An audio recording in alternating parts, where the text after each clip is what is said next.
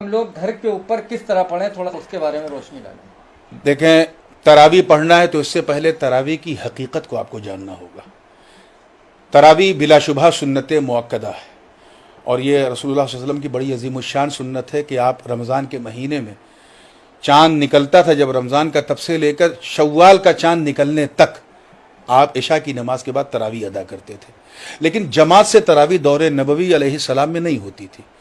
اس کے بعد صدیق اکبر کا زمانہ آیا خلافت کا، ان کے زمانے میں بھی تراویح جماعت کے ساتھ نہیں ہوتی تھی۔ حضرت فاروق اعظم کا جب زمانہ آیا تو ایک عرصے تک ان کے زمانے میں بھی تراویح کی نماز جماعت سے نہیں ہوتی تھی۔ ایک دن ایسا ہوا، یہ اسد الغابہ فی معرفت صحابہ کی روایت میں پیش کر رہا ہوں، اور آثار صحابہ میں بھی ملتا ہے کہ حضرت عمر گزر رہے تھے ایک آبادی سے، تو دیکھا کہ مسجد کے اندر جماعت کے ساتھ نماز ہو رہی ہے۔ آپ نے دیکھا کہ اتنی تاخیر سے عشاء ہو رہی ہے، عشاء کا وقت تو لوگ پہلے پڑھ لیتے ہیں۔ تو جب مصلی سے لوگ فارغ ہوئے تو حضرت عمر نے پوچھا کہ بھائی کون سی نماز پڑھ رہے تھے، کیا تھا؟ کہا حضور ہم لوگ تراویح جماعت سے پڑھ رہے تھے۔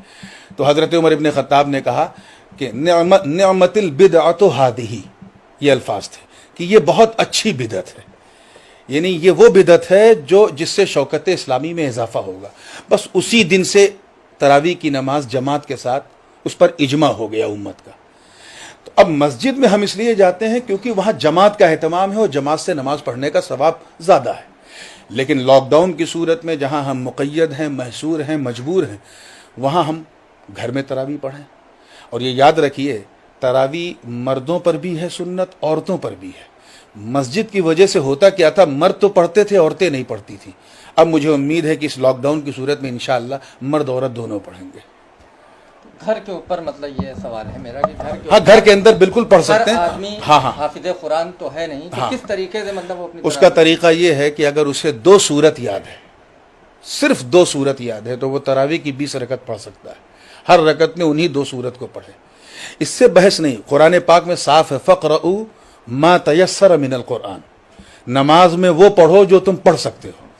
یہاں تک کہ حضور نے فرمایا کہ اگر کسی کو ایک ہی سورت یاد ہے تو دوسری رکعت میں اس سورت کو دوہرا بھی سکتا ہے، جیسے کسی کو صرف قل واللہ ہی یاد ہے تو کر سکتا ہے۔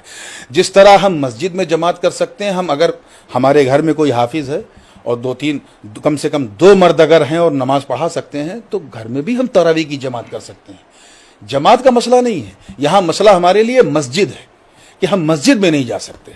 تو جہاں جماعت میسر ہے وہاں جماعت سے پڑھیں، اور جہاں نہیں جماعت کر سکتے وہاں تنہا پڑھیں۔